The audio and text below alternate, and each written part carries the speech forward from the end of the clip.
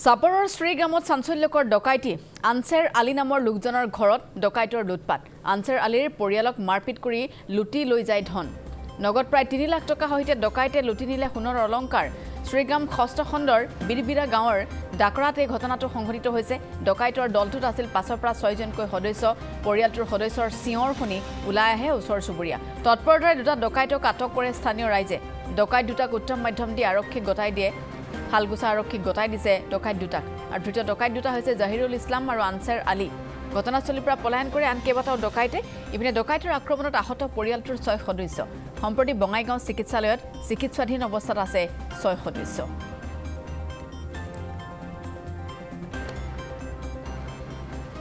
আৰু চাপৰৰ শ্ৰীগ্ৰামত সংঘটিত হোৱা এই ঘটনাটোৰ সবিশেষ খবৰ আমাক জনাব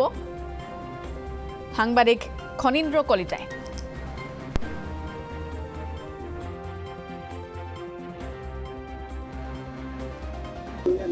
হয় নিশা চাপৰৰ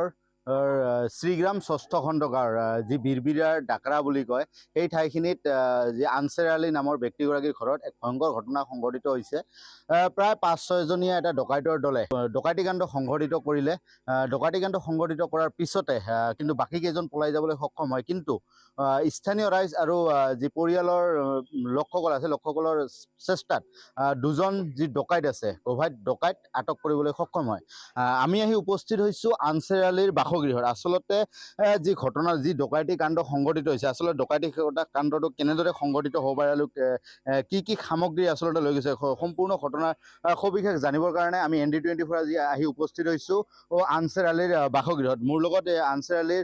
পুত্ৰ উপস্থিত আছে মই তেওঁৰ পৰা কিছু কথা জানিব চেষ্টা কৰিম আচলতে যি ডকাইতি কাণ্ড সংঘটিত হ'লে আচলতে কেনেদৰে হ'ব পাৰে ঘটনাটো ৰাতি 11 আমি খাই পিনে শুই থকা অৱস্থাত ৰাতি 11টামান বজাত 11টা 11:30মান এনেকুৱা টাইম হ'ব বজাত 11টা 11:30মান বজাত ডকাইতেৰ ৪-৫জনীয়া ডকাইতেৰ দল আমাৰ ঘৰত উপস্থিত হয় লাইট চাইট অফ কৰি প্ৰথমে আমাৰ দেউতাৰ ঘৰত সোমায় দৰ্জাত লাঠি মাৰি দৰ্জাৰ এখন ভাঙি ভিতৰত সোমায় ৩জন সোমায় ভিতৰত ৩জন ভিতৰত সোমোৱাৰ পিছত দুজনে আমাৰ মা দেউতা খাটৰ ওপৰতে ডিঙিত চুৰি বজায়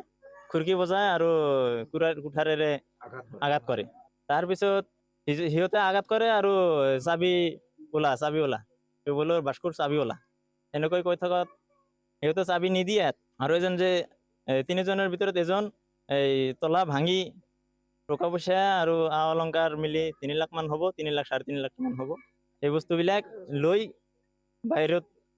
ওলোৱাতে আমাৰ মা দেউতা তেতিয়াই না যে তোৰ চুৰিৰ তলৰ পৰাই চিঞ্চৰ বাখৰ আৰম্ভ কৰিছে যে সিহঁতেতো আমাক মাৰি পেলাব আৰু টকা পইচাও লৈ গ'ল লগে লগে চিঞ্চাৰ বাখৰ শুনা পাই আমাৰ সৰু ভাইটি লগে লগে উঠি দৌৰিছে আমাৰ দেউতাৰ ঘৰত দৌৰি যোৱাৰ লগে লগে দেখা পাইছে যে ডকাইতৰ দলবিলাক এজন ওলাই ধৰিছে আৰু দুজন ভিতৰত সোমাই আছে সেই দুজনৰ ভিতৰত এজনক তেওঁ পাঞ্জা হাপি ধৰিছে ধৰাৰ লগে লগে তেওঁক মাৰপিট কৰিছে তেওঁ এৰি দিয়া নাই আৰু এজন যে আছে সিহঁতেও দৰ্জাৰ সন্মুখবিলাক আহি আছে ওলাই যাবলৈ তেতিয়া আমাৰ আৰু দুটি ভাই লগে লগে তেতিয়া তাত উপস্থিত হৈছে দৰ্জাৰ সন্মুখত তেতিয়া সিহঁতক আটক কৰিবলৈ চেষ্টা কৰাত সিহঁতক খুৰকিৰে কোপ মাৰিছে ভৰিত দুটা ভৰি কাটি গৈছে আৰু এটা কোপ লাগিছে কোমৰত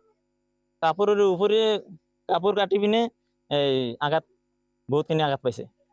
আপোনালোকে দুজন যি ডকাইত আছে ডকাইতক আটক কৰিবলৈ সক্ষম হয় আটক কৰিবলৈ যাওঁতে আটক কৰাৰ সময়ত তেতিয়া আমিও তেতিয়া লগে লগে যাই সিহঁতক চিঞ্চৰ বাখৰ কৰিছোঁ যে ৰাইজ সকলেও আহক আমাৰ ঘৰত ডাকাইত আহিছে সিহঁতক আটক কৰিব লাগে বাকীবিলাকতো পলাই গ'ল দুজনক আমি যেনে তেনে ৰাইজৰ সহযোগত আটক কৰিছোঁ আৰু দুজন ডকাইতক আটক কৰিছে সেই লোক দুজনক চিনি পায় নেকি ডকাইত দুজনক চিনি পায় নেকি আমি চিনি নাপাওঁ সিহঁতৰ সুধিলোঁ সিহঁতে কয় যে এটাৰ নাম হৈছে জহিৰুল ইছলাম আৰু এটাৰ নাম হৈছে আনছেৰ আলী